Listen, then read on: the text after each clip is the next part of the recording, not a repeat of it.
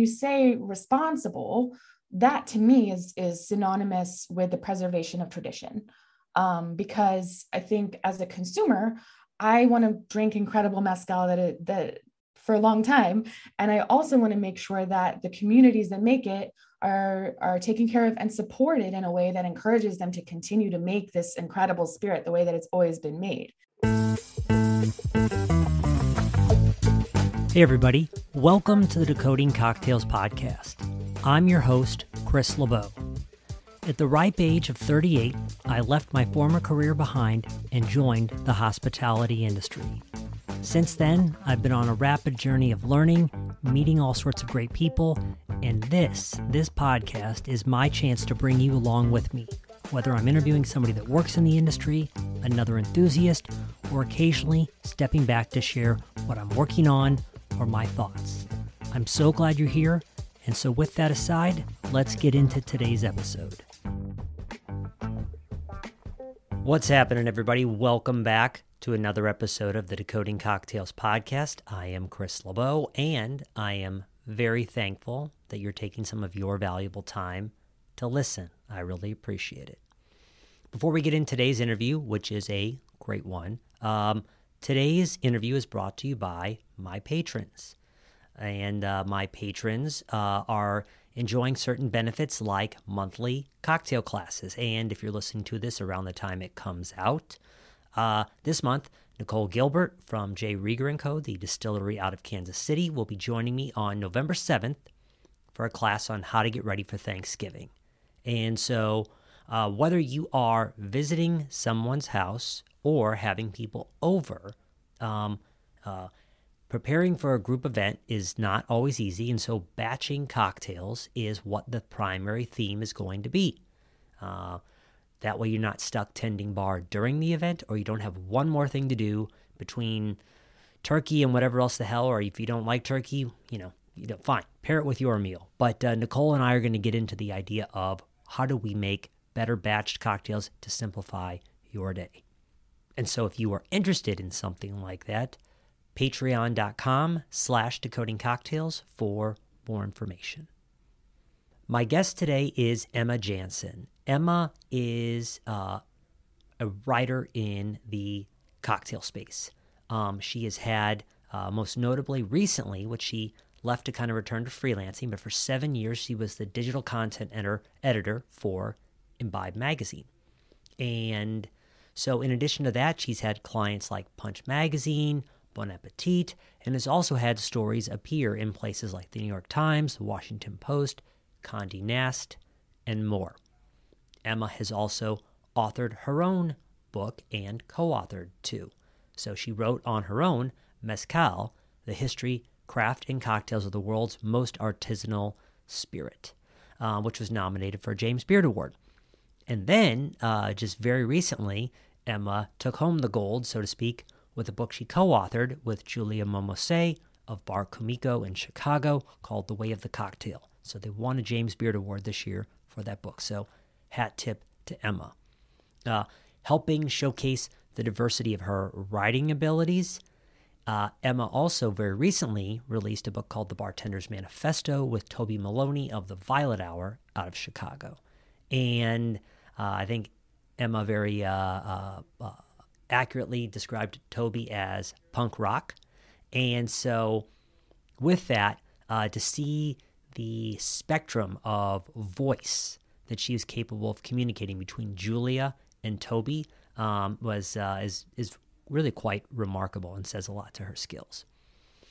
Two things that we did not get around to really digging as in-depth about as I would have liked, and that happens. First, before I mention those, a lot of agave varietals get mentioned during this. Links to all of those are in the show notes. And two pieces she's written that I think are very useful. One is called Mindful Mezcal that she put out in Punch Magazine. And this is really gets to this idea that especially as the tequila and agave worlds, and now Raicilla, Bacanora really explode, there is, reflexively, which almost always happens everywhere, a lot of money is coming in. And there's a lot of pressure to keep up with demand. And obviously, hey, as someone who likes the spirit, I'd like for it to be around. But as these international monies come in and the pressures to speed up production happen, we're seeing a lot of wholesaling of these ingredients, and we're also seeing a lot of the money leave the country and a lot of the practices get left behind. Alcohol and spirits and cocktails are very, very deeply woven into many cultures.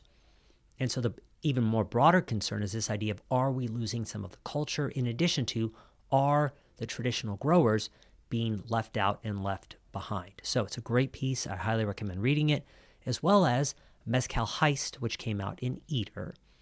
And this is really around this idea of why many growers are ditching the term mezcal or other things. One of this is that the cost of being certified. As someone that's visited a Raicilla distillery, these are very humble spaces. And so if somebody needs thousands and thousands of dollars to certify you, you probably don't just have that laying around. Second, and this is almost the more outrageous part of it, is this idea that, when done hopefully mostly with good intent, but as boundaries were drawn for what is called mezcal, what happens is you have people who are making roughly the same product, but in a different part of Mexico, so they can't call it mezcal anymore, or their production process varies slightly, and so they're not allowed to call it that. And so, as I say during the interview, to Emma's dear home state of Texas, this would be kind of like the U.S. government saying, hey, we've been reviewing barbecue extensively, and now Texas, the way you make barbecue doesn't really count anymore. Like that would, talk about messing with Texas. That would be a thing right there. So both of those pieces are very valuable. I highly recommend reading them. Finally, based on Emma's writing background, I asked her some questions about cultivating a writing practice. Spoiler alert, to my own disappointment, she said, I'm probably never going to be an overnight success. It's probably about putting in the reps. But she did give some useful thoughts for how to begin cultivating your voice, speaking passionately on the topic, and really kind of plotting a path for yourself. So that's enough from me. If you're looking for Emma, links for her stuff is in the show notes, but Emma Janzen, JANZEN.com is where you can find her website, as well as she says she's pretty active on Twitter and Instagram. So with that, enjoy my interview with Emma Janzen.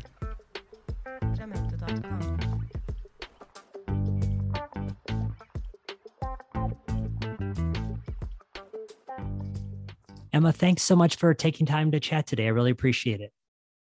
Yeah, thanks for having me. I'm excited to be here. So a place I always like to start that I'm curious about is there a time or a moment? Because to back up, I saw that you certainly did do kind of writing, but around women and gender studies in college.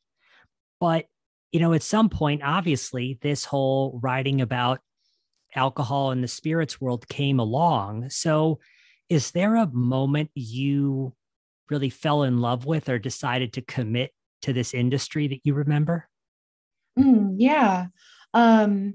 My first job out of school was working at the local newspaper in Austin, Texas. And I was a multimedia producer at the time, coming out of film school of all things, and doing video editing and doing kind of news management on the websites for both entertainment and news. And my boyfriend at the time, now husband, and I were kind of looking for a hobby of sorts. And so we found this guy in Austin who is doing these cocktail classes, and his name is David Allen, and he's known as the Tipsy Texan. Funny enough, we applied to be his interns for the class because I don't think we could afford to take the class at the time. But I knew we could intern, and we did like a handful of funny, like how to make a cocktail videos with him and, stuff like that. But that class was the first time that I went from, just kind of casually drinking in bars and really enjoying it to having like my mind opened to how cocktails and spirits are part of a larger culture, right? Like they're this ecosystem of their own, and with a great history and so many good stories to tell. And so I think that was definitely one of the first gateways into this world. And it's funny because I was just talking to David about this at Tales a couple of weeks ago. We were both kind of remembering, like, what was the first drink that you realized, was a cocktail, right? Like not a whiskey and Coke, which I drank a lot of in college. What was a cocktail? And I remember it so specifically. It was David Wondrich's cocktail column in, it was at Esquire, I think, right? It was Esquire. And he wrote about the dark and stormy. And I thought, oh, that's fascinating. And so I just started to kind of look around in Austin, and no one was writing about cocktails at the time, not really, other than David, who was kind of doing it in a blog fashion. And since I worked at the newspaper, I thought, well, let's give this a go. And I started pitching stories and wrote a couple. The first one that I had published in print was about mezcal. Ironically, back in 2010. And from there, it just kind of snowballed. Like the cocktail culture was really blossoming in Austin. And so the editors ended up giving me the whole drinks beat at the paper. So I ran the Liquid Austin blog for several years and wrote about beer, wine, cocktails, the whole shebang. But really, cocktail culture was where most of my interest was at, and still is, I guess. With with your vantage point, one, having been in on the journalism side of things for a while, but also your time in Texas, regionally, was mezcal really rising more geographically? I mean, I imagine New York and other big cities caught on pretty quick too, but did it rise quickly in Texas just based on geography? Yeah, I think definitely. Especially, being in Austin, there's already this kind of love for tequila, love for margaritas, especially, essentially the national cocktail of Texas. National, because Texas, it is its own specific place.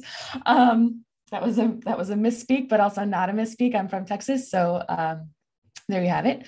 But yeah, I think Texans were predispositioned to enjoy agave spirits, and so it was definitely a big market, especially for brands that were just launching in the States.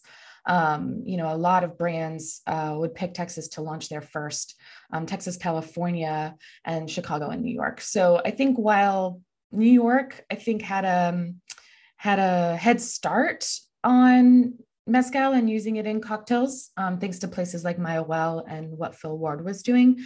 But Austin was very quick on their heels. Got it. Got it.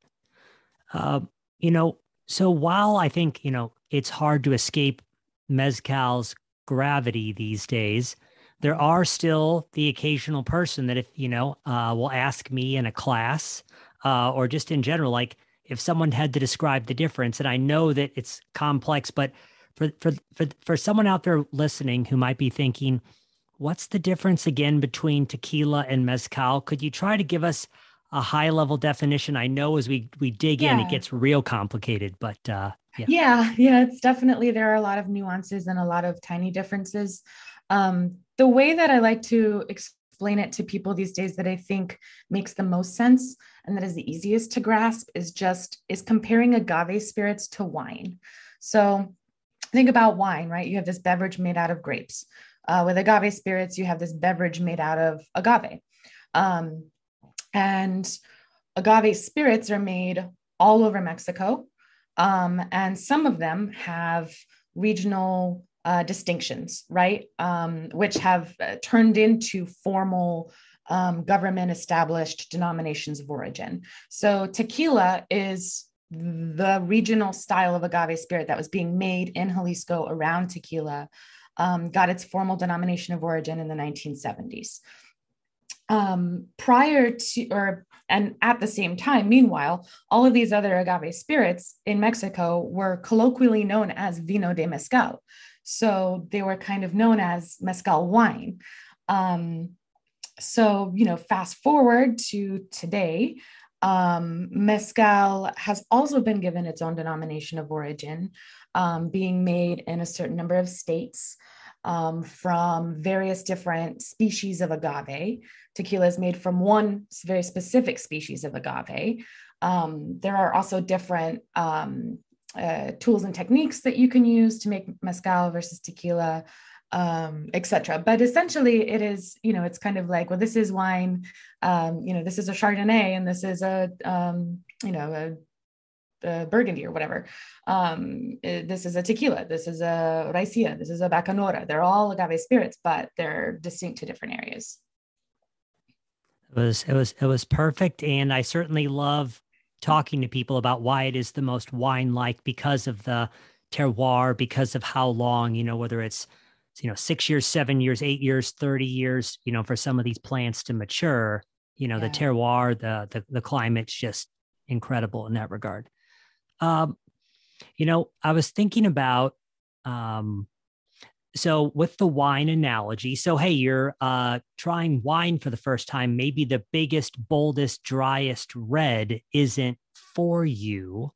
There are a number of people out there that I know that are big fans of tequila, who, when they have tried mezcal, that they have been like, oh, it's just too smoky. And I know I've seen you write about, this before, that obviously that smoke doesn't have to be a universal element, or in some it's a varying degree.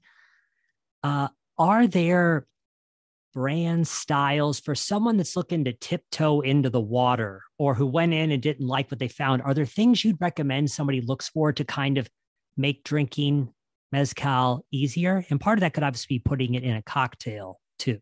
Mm-hmm. Yeah. I mean, I think the main thing to keep in mind is that there is such a great diversity of flavor within this category, that just because you try one and you don't like it doesn't mean that you're going to hate it all. I feel like there are other spirits categories that, have characteristics that are present from bottle to bottle, right? Think about whiskey. It's all made from grain. It's all aged in barrels, right? So you're always going to have that oaky note, that vanilla note, that kind of grainy note. And if you don't like those flavors, you might not find a whiskey that you like, right?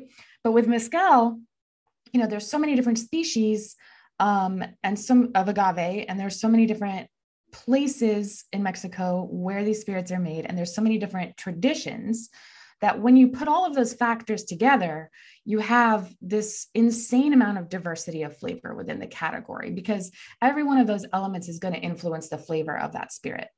So I think really, like, I think there are definitely some nerds, and I say that in a nice way, who are really enjoying, like, trying to categorize in that way, right? Saying things like, well, I know Tepeztate has this very verdant, very green bell pepper kind of cinnamony flavor. And that's definitely something that I think I'm starting to find as well in that variety. Whereas, a Madre Quiche or another Karwinski agave, they're going to have, kind of more like darker, earthy qualities. But really, unfortunately, I think right now we're still in a place where you kind of just have to try. Like, you just, try as much as you can and get a sense for what it is that you do like. And luckily, there are bars all over the country now that specialize in agave spirits with really knowledgeable bartenders. And if you go in and say, hey, like, I normally drink, I don't know, Chenin Blanc, what kind of agave might I like? And then they can say, well, Salmiana has this really beautiful high-pitched floral note, or, well, actually Cupriata, I think, are the ones that have more floral notes. But anyway, you get the idea. Let the bartender help be your guide, but also just don't, like, rule out the whole category just because you had one that maybe you didn't like. Mm-hmm. Yeah, I think you're right. At some point, just rather than going to the store and popping for the bottle, putting yourself in the hands of a bartender for a flight, or the great liquor stores also even have tasting bars too, where you can, like, taste something before you purchase it. So totally. Yeah, no, okay, that's the price points really good mezcal are a lot higher than say, a really good bottle of whiskey or rum in a lot of cases, because it's so labor intensive and time intensive to make. So I think, yeah, you're spot on. Like doing a flight, like don't just go out and buy a $120 bottle of mezcal, because you might not like it and then you're stuck with it. But yeah, doing a flight is a very cost effective way of figuring out what you like. Great. Yeah, no, that makes sense. So you had recently written, and I thought it was great, following along with your book that you put out on mezcal. You recently put out a piece, and you've written quite a bit about the fight for who owns mezcal and how to responsibly consume it. And I know I'm biting off a lot right here, but and I'll link to the article you put out. I think it was on Punch. I read it a couple of months ago. Yeah. But are there some basic rules or watch outs you might offer someone? Sometimes I think it's more like, talking about something. It's like, quick side note, in your Japanese cocktail book, I think it was Julia who said it's almost as easier to talk about what a Japanese cocktail is not sometimes. So are there general rules or things that people could watch out for in terms of what is going to be not made well or not have someone's best interest at heart? How should the lay consumer think about tackling this category that way? Yeah. I think to start that conversation, you do like a little bit of context is helpful, right? So like if you go back and look again at the history of mezcal and how it's the spirit that's made in communities all over Mexico, right? It's part of the fabric of their culture historically, right? It was consumed socially, it was consumed medicinally, it was consumed for births and marriages and funerals. Now that the category has commercialized in kind of a very large way, right? It's grown, it's evolved into this big international thing. That does come with all sorts of issues that are changing the way that it's being made in Mexico. So right now, what we're seeing is these two roads that are diverging off of that history, and one of which is traditional producers who aren't really keen to change the way that they've always done things. And then you have the larger producers, oftentimes, owned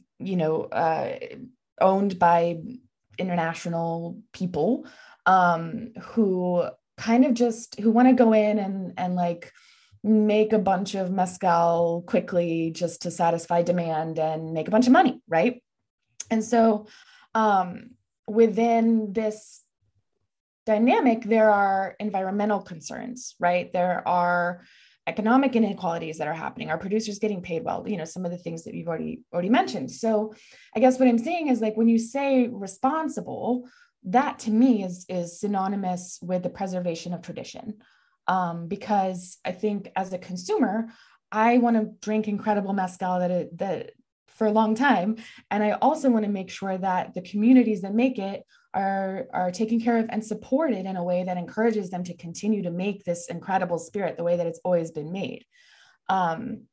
So I think the long story short is, you do kind of, as a consumer, you have to do some research into the brands that are available to you in order to figure out whether or not they're doing things in a way that you want to support or not.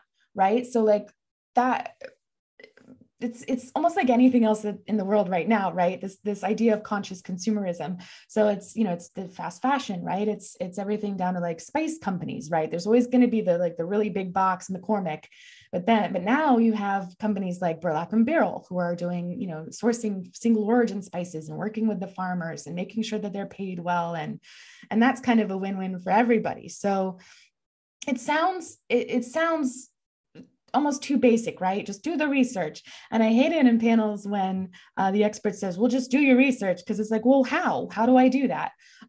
So I think like there are a couple of basic takeaways. Transparency is one of them. Look at the label itself. Does it list the producer? Does it list where it was made? Does it list how it was made?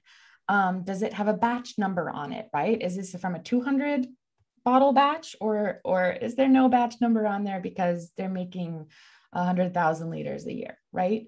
That can be an indicator of whether it's being done traditionally or not. Look at social media feeds and websites, right? Are you being fed like lifestyle content from this brand? Or is the brand, are they showing you who makes it? Are they showing you where it's being made? Are they telling you the story that's behind this product? I think in most cases, those are going to be brands that you can feel pretty good about supporting. At least that is my experience right now.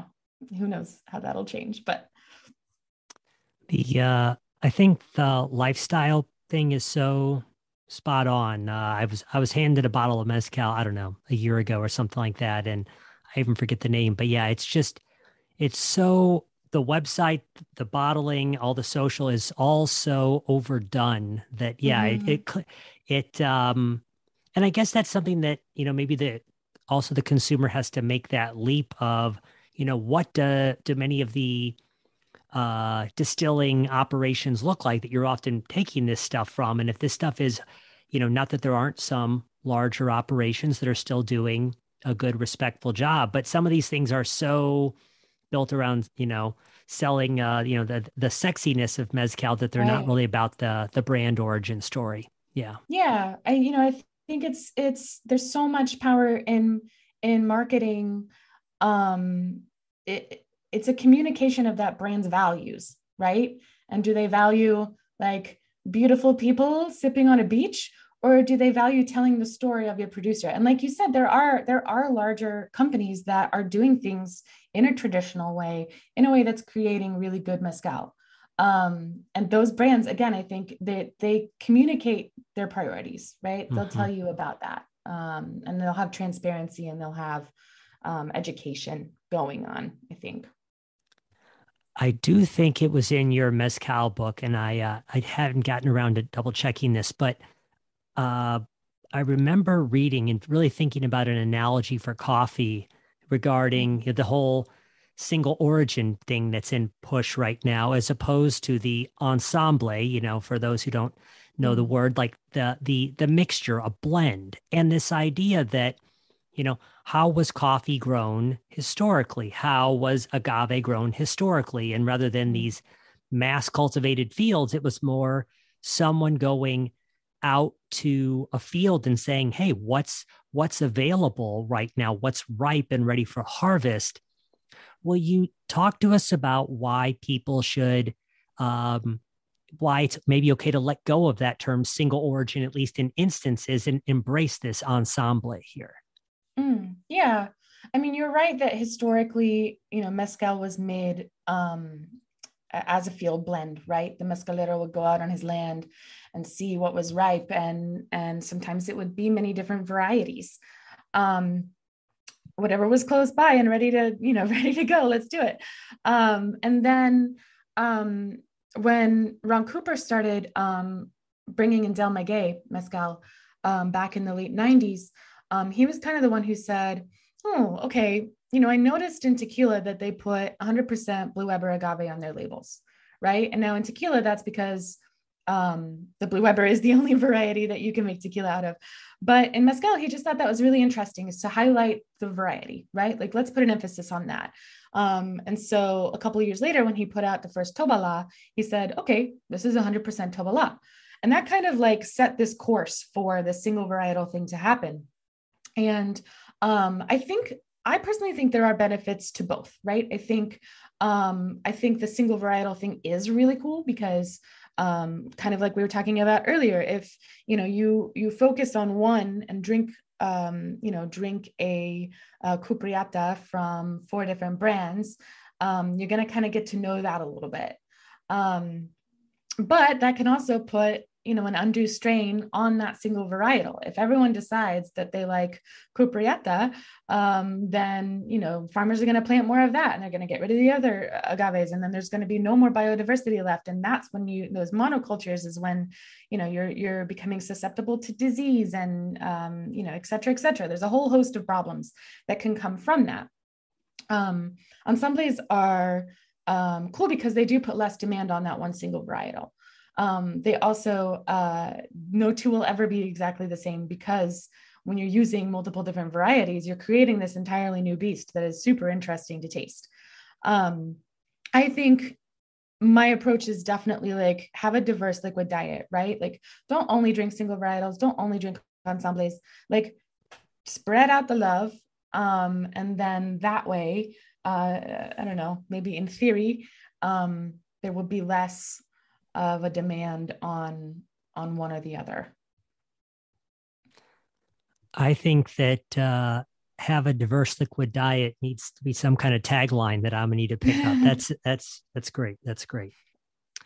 So recently, we have this exploding landscape of cocktail books, and despite that, you've now partnered with bartender Toby Maloney for his newest book, The Bartender's Manifesto, that just came out. So, part of the thing is we all have a story to tell, and there's, journalism is always discovering new stories in there. But what is it that drew you in to want to help write yet another cocktail book? Mm-hmm. Yeah,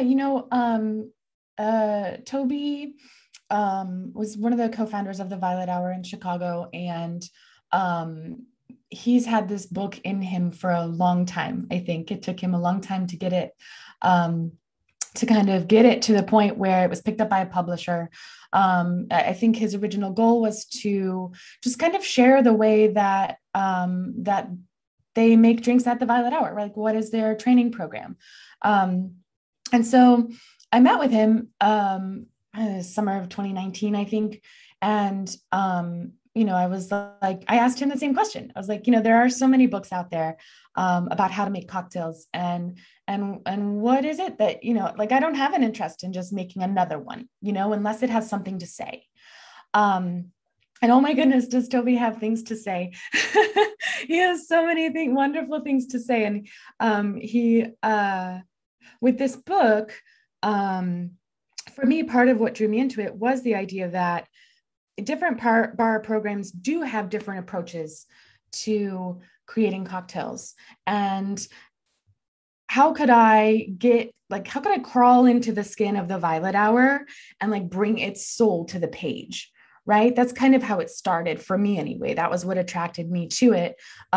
Toby is also just such a character and with so much to teach that I knew that I would learn a ton of things just by working with him and helping bring his stories to the world. The legacy of the Violet Hour is exceptional. Like prior to pandemic, most of their staff had been there for, 5, 7, 10 years. And have gone off to open incredible bars elsewhere. So I knew there was something to it, right? And I think looking again at the whole spectrum of cocktail books that were on the market already, a lot of them are kind of dry. A lot of them are very technical. They're very like, this is how you do this, step 1, step 2. And they all, like, I don't know, I just didn't feel like, I felt like there was more to say there and I just didn't know what it was at the time. And now I know that like the way we've done it by looking at cocktails through these unique lenses of, texture, temperature, aroma, kind of reframes the way that you think about cocktails, which also can reframe the way that you learn how to make them. The other thing that really drew me to this one as being different from others is it's also about experiencing cocktails and learning how to invent drinks that tell a good story, right? The ones that stick with you. They're not just going to taste good. They have meaning. There's such a line in the book that I think about all the time, and it's a cocktail without a backstory, and one that doesn't spark curiosity or feelings of nostalgia or comfort or just spark the imagination in general might as well be a beer and a shot. So I think all of those things together kind of make this kind of unique in that whole like how to make a cocktail space. I know it was a lot. Sorry. I think it's great and accurate because one, yeah, and I appreciated at the start of the book that Toby said, hey, isn't necessarily a beginner's cocktail book if you Mhm. don't, if you haven't read these books and he named them, Yeah. then go read them and then come back here. But I will say, one of the bartenders he did mention, Jeffrey Morgenthaler, I feel like Mhm. Jeff tends to write with a little, he's a little more brash and flippant with his words. Toby's, this book is very colorful, everybody. But yeah, I appreciated that it was, you know, you could feel his soul on the page. So good job. Nice work. Um, because yeah, I also remember him talking about, like, I think it was there's a line in there about him hearing Joaquin Simo say, like, uh oh yeah, like this mezcal reminds me of cotton candy, but I was eating it near a golf cart, and so there was gasoline Mhm. fumes at the same time. And he's like, listen, when you hear that, you are right there right Yeah. away. And so, and he's right for that. And I think that is a muscle that someone at my level, I have not flexed as much yet, is this idea of, no, what is the first thing you're thinking? It doesn't have to be right. It's personal. Like, this reminds Mhm. me of summer camp next to the campfire. That's the answer. That's fine. Yeah. So, Yeah, and I think, and it is a good point because there's room for all of the books, right? Like there's plenty of room for like the 101s and the manuals and the ones that are more technical and are more serious. But I think, yeah, with this one, it definitely was, the idea was, okay, what is 2.0? You've learned how to pour into a jigger. Now, how do you bring a drink to life from the spark of an idea? And I think that a lot of people in the cocktail community, bartenders starting at new bars, people making drinks at home, um, everyone can benefit from this. I think there are people out there who are capable of following a recipe now, right? And they want to go that next step, especially after pandemic and like coming out of pandemic. And we wrote almost this whole thing in 2020. So I think that really helped kind of center it in that time and space as well, right? Like this is something that's going to give added value to people who already know how to follow a recipe at home. They want to do something more creative, something that's more expressive of themselves, right? How do you put yourself into a cocktail? Like that stuff is super cool. mhm. Yeah, I feel like, all at one time, I remember him saying, when I'm choosing a spirit, I consider flavor to be the least important thing about cocktail making. Yeah. And I'll tell you what, I mean, so it did kind of resonate in a way, because I kind of talked to people like, yeah, proofing is really what's important. Like, how do you think about it? Is this barrel aged or not? As opposed to, you know, is this whiskey or is this rum? Like, you can kind of play a little bit once you kind of know basic things like proofing. And on the other end of things, um, I appreciated him, and I, need more time to work with this, but he said, texture is the single most important element of a cocktail. Yeah. And yeah, so I think it certainly invites people deeper into the waters. Mm. Um, yeah, and the final thing I'd add based on that is, I'm often very interested in, when I'm tasting a cocktail, how do you begin to discern what's off about it? And I liked Mhm. that, assuming that there is something off, I should say, but I like that he would say something in terms of like a signpost for people. Drinks that are too sweet are often just lacking dilution or acid. And so, oh, it's too sweet, give it a hit of lemon, or, give it a little extra stir or shake. And that could kind of help. So I think some of those signposts are very accurate. Yeah, yeah, definitely helpful. And flavor is is one of the least important things that you do need to be thinking about as a cocktail person. And that's such a revelation because if you have good ingredients, right? Like the distiller or the winemaker or the syrup, or the whatever, the people who are making the ingredients that you're working with have already done their job, right? As long as you're picking good quality stuff, you don't need to worry about that. What you need to worry about is how to put it all together in a way that is going to taste balanced and interesting and like texturally correct. I think that is definitely a big kind of revelation that I had for sure learning from him. And so did I read, I think I read somewhere that salt, fat, acid, heat was kind of this like, was, and will you, to whatever extent you recall, will you speak to how that served as a little bit of an inspiration for you guys? Yeah. Early on in the process, we were definitely looking at what kind of tone do we want to strike here? What kind of approach are we going to take? How are we going to get this big thing on the actual page? And what is it going to look like? And what's it going to sound like? And Salt, Fat, Acid, Heat was definitely an inspiration. And I think for a lot of reasons, right? I think, first of all, I mean, Samine is just an absolute delight, right? And her enthusiasm jumps off the page, right? Like there's not a single condescending bone in her body. And Toby is exactly the same way. When you deliver everything with enthusiasm, it's not going to fall flat with the reader. We didn't want anyone to feel like they were being lectured to or talked down to. So that was a big thing. And also, you know, structuring it in the way that we did with each with texture, temperature, aroma, and balance, I think is the fourth. Those philosophies were already inherent in his training program. But when I looked at salt, fat, acid, I was like, oh, maybe instead of here's how we train bartenders on day 1, day 2, day 3, day 4. Let's pull those philosophies out like that, like she did, because that really kind of reorients the way that you're looking at these processes and these mechanics.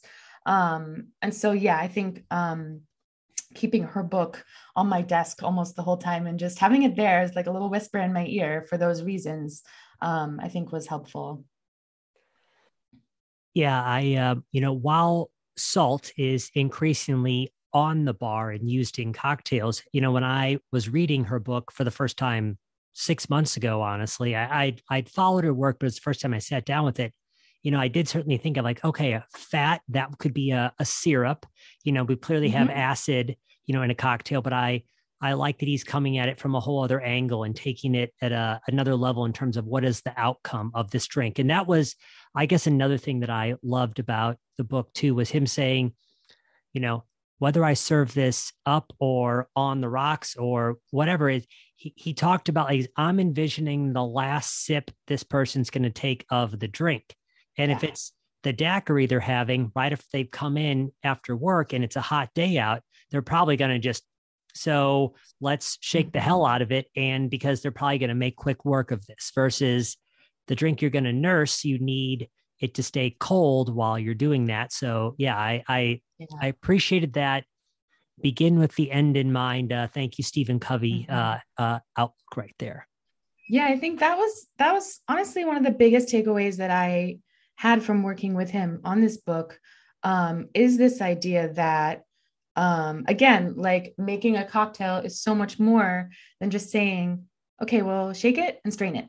Like that's not how you make a good cocktail. And I didn't know that before.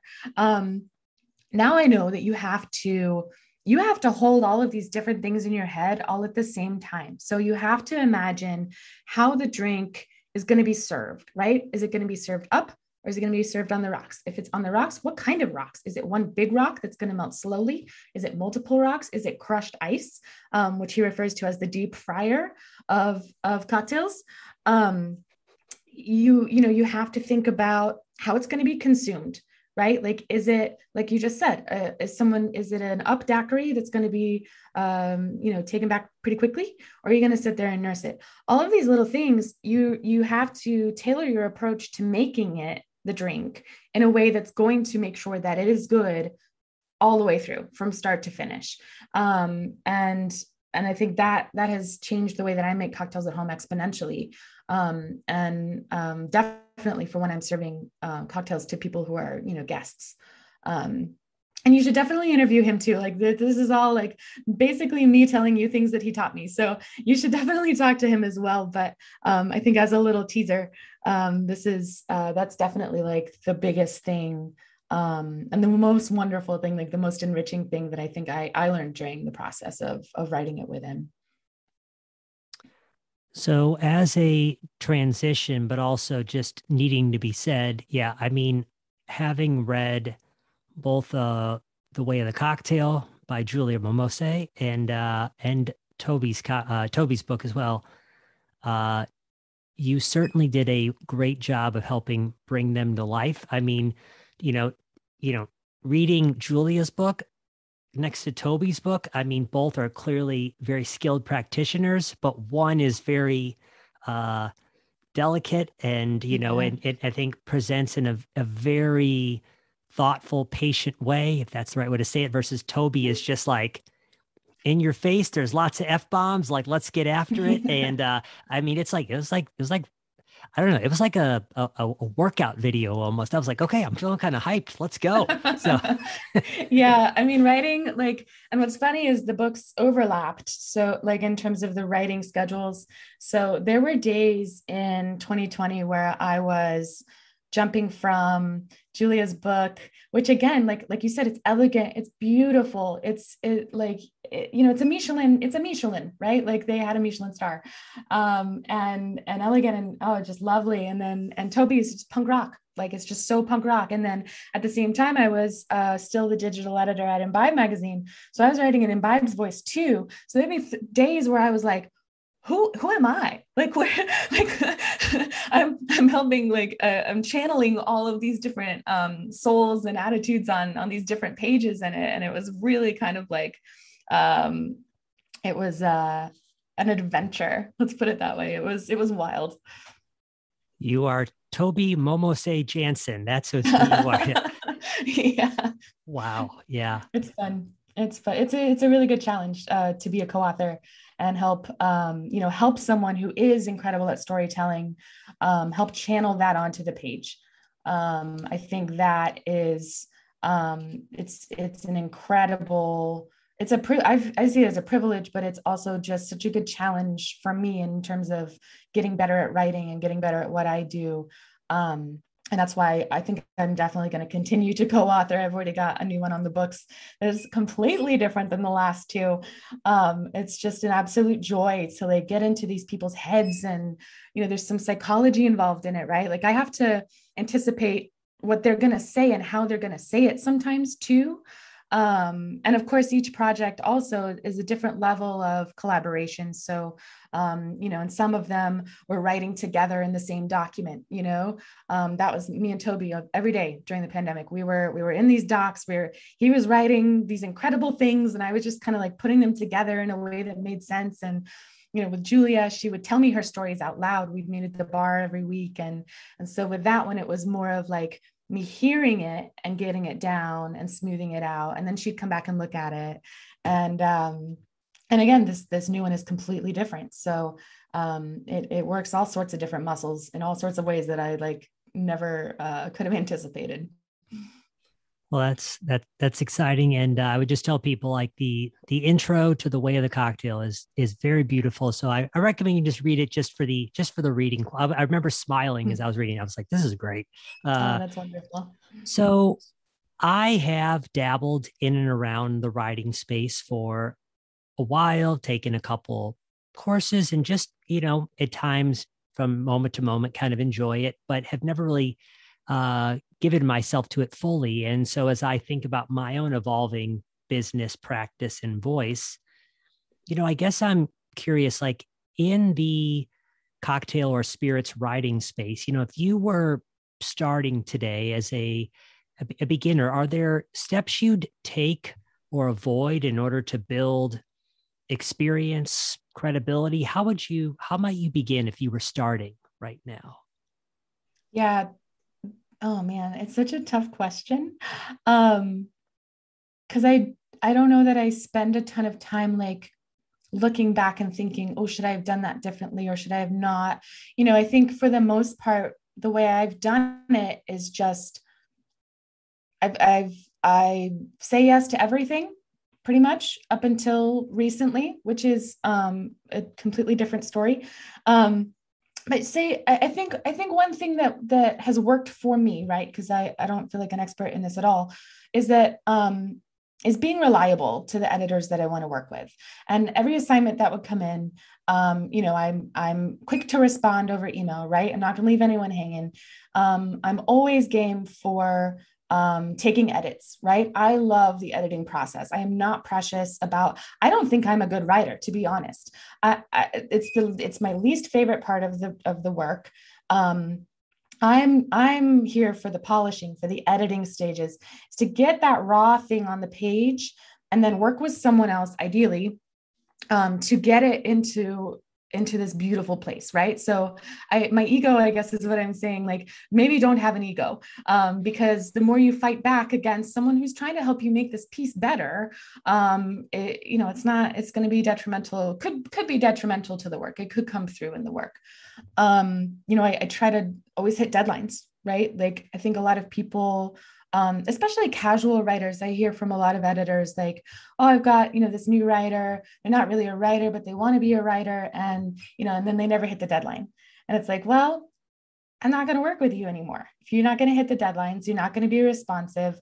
And I think, the other thing for me too is like, I never turn in first drafts ever. Like, that is not setting up the story to be its best version of itself. So I try to write, I let it sit for a couple of days. I'll come back, I'll polish. I probably edit my own work 4 or 5 times before I turn it into an editor.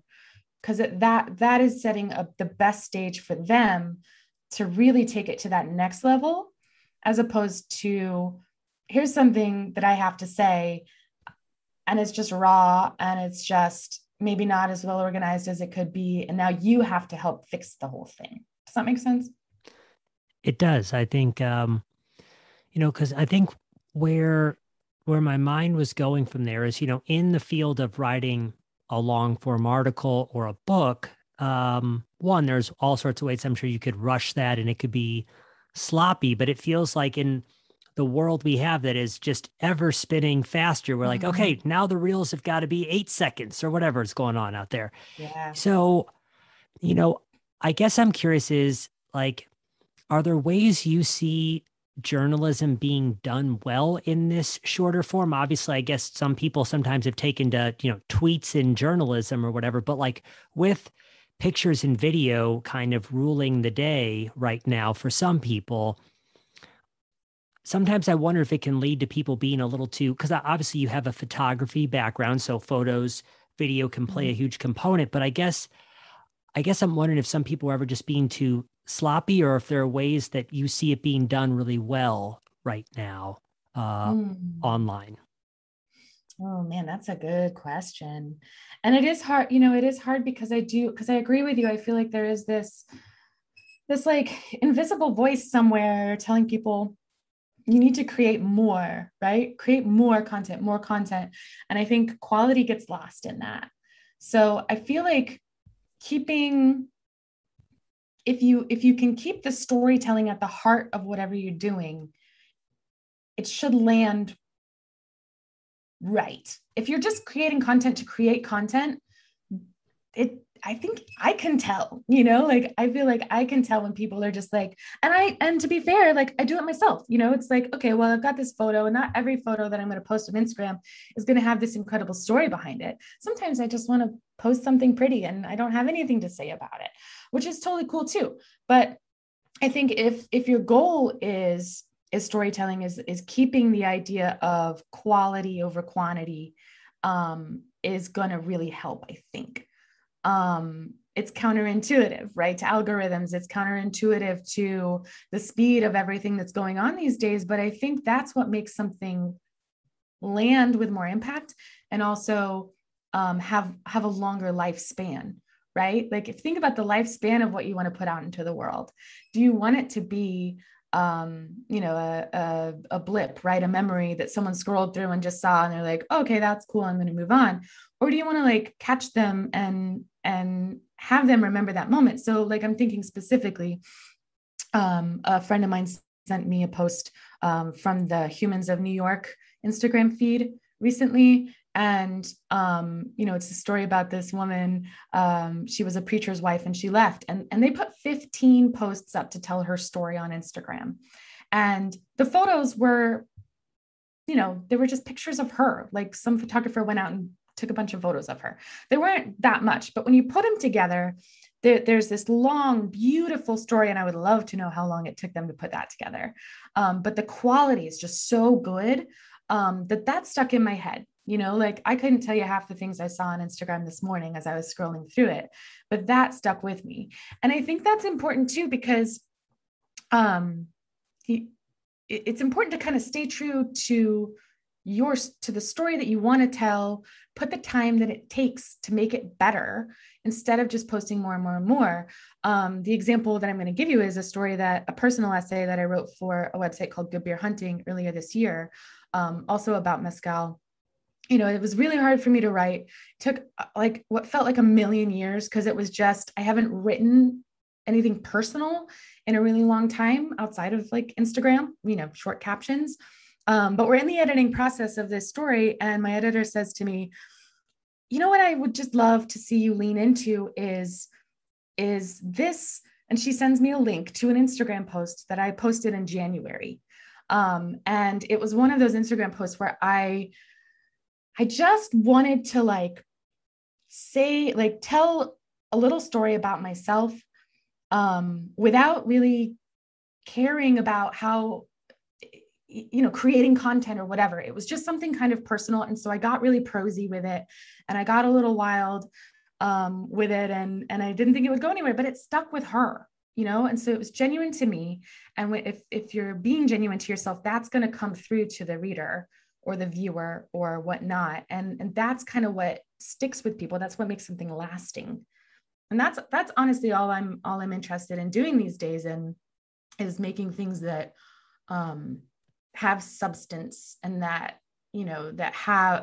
are maybe longer, but even if they're short, what is the soul of that thing, and how can I explain it to someone else in a way that is going to stick with them? Because there's just so much, right? And we can only handle so much input as consumers before our brains kind of short circuit. So that's, I don't know, that was a really long tangent, but that's just kind of where my brain went with that. No, I think, it's, I think in an era where we're often putting on airs and showing off little pieces of ourselves, side note, if you ever find yourself in St. Louis, there's a great bar down here called Brennan's. And I posted about it just earlier today because they have this board where they just rotate what's written on there all the time. And it was from Halloween last year. And it said, don't know what to be this year for Halloween? Why don't you go as the person you pretend to be on Facebook? So, ooh, but I think to that point, putting yourself really out there, is the kind of thing that really sticks with it. Because, a question that came in when I mentioned that I was going to be talking to you is, and obviously this is part of what, you've done with Julia and Toby, who compared to this person maybe have had slightly longer arcs, but, she was interested in how do I make the transition from behind the bar to writing? And obviously they had the time and resources to approach you, but ultimately it sounds like they're really trying to authentically or genuinely tell their story. But would you have any tips for this bartender out there who's making who wants to kind of make the jump to writing? How would you begin if you were her? Yeah. I mean, the beautiful thing about that is what we were just talking about. It's like the silver lining of social media is that it is easier than ever to get your story out in the world. And especially with writing, you don't have to go to school for it, right? I'm terrible at grammar. I'm really bad. You don't have to be good at grammar, right? You just have to tell good stories, right? You have to tell something that's authentic to yourself. And so I think, especially as a bartender, right, making a transition from behind the bar to writing, you must have a million good stories to tell already. If not about your own personal experience, which I do suggest is a really good place to start. Just things you've observed, right? Stories that you've heard other people tell. The cool thing is just start doing it. You don't have to ask permission from anyone to do it. And I think as an editor, when I look for new writers, or when I did, when I was editing stories and stuff, I would look to their social media feeds. And I know that editors at publications do that. And that's kind of how they look to find good writers, right? So it's like, that's another reason why I think putting effort into that, as opposed to just posting to post, is can be a very valuable thing. I think setting good expectations is also really important, because, I want to be a writer. It's like, okay, well, that shit doesn't happen overnight. It's going to be a long, a really big house to build, and it could take a really long time, but you have to start somewhere. Start by telling short stories on your social media feeds. Use it as a tool to communicate, to practice, right? To practice and to communicate these stories. And then eventually, you're going to build it up bit by bit. From there, you can start looking at the publications who tell the kind of stories that you want to tell, right? Target those, bookmark those, reach out to editors and say, hey, I'm just getting started in this world. But like, I would really love to work with you someday. Start to build relationships in those spaces. Start to pitch ideas. You're going to get 1,000 rejections, but that's part of the process. So like, I think if you set this expectation that like, this could take a really long time, and I might also have to write stuff I don't really want to write about if you want to make a career out of it, just to like, get those practice hours in and build up that portfolio of clips. It'll be a lot easier if it's going to be a longer road versus, I want to be a writer and it's not happening in the first, my first story was rejected. It's like, no, that's an unrealistic expectation. That's right. The rejections are out there, so just get started now, so you can work on starting to get them out of the way. So yeah, and I mean, truly, like I keep pitching books. After Mescal came out, I've pitched, I don't know, 4 or 5 different books, and they've all been rejected by the people that I've sent them to. So it's like that journey also doesn't really end just because you happen to like get a couple good features or win an award or something. Like, it's still going to be a struggle because the space is overpopulated with people who want to write. Are there and no need to tip your hand in any way that feels unnecessary, but in terms of where your writing is headed right now, anything in particular you're excited about or working on that you're comfortable sharing to any degree now? I mean, I could definitely like speak broadly about it a little bit. Since I left Imbibe at the beginning of this year, and partially with the goal of figuring out what it is I do want to focus on.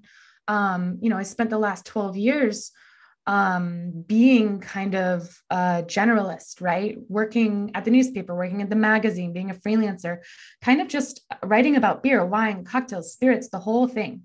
And that has been very fruitful, right? It has helped me get here. But I'm at a point now where I want to focus, and I want to put all my energy into something that I want to put it into. And I guess for me, the theme that I found in all of the stories and books and things that I've written that I feel the most proud of having done is this idea of crawling into the soul of a thing. So like writing about mezcal is something that I love to do because it is this one very specific thing, right? It's specific to this country and this culture and this people, and it communicates all of those things. And so, the Japanese cocktail book is the same thing. Like, I wanted to learn about that, right? Because it's singular. What is the sense of place? How do spirits communicate a sense of place? How do bars communicate a sense of place, right? Those are all the kinds of things, terroir, provenance. Those are the things that I'm most interested in continuing to write about, and doing so in a way where I have the room to dig really, really deep. because I'm tired of doing surface level shit. Amen. I gave up surface level shit a while ago, and well, it's always still a struggle, but I feel you in terms of it's the benefit of doing my own thing is I check with the boss, me, and I got to underwrite it. I've got to underwrite it, of course, but yeah, that's right.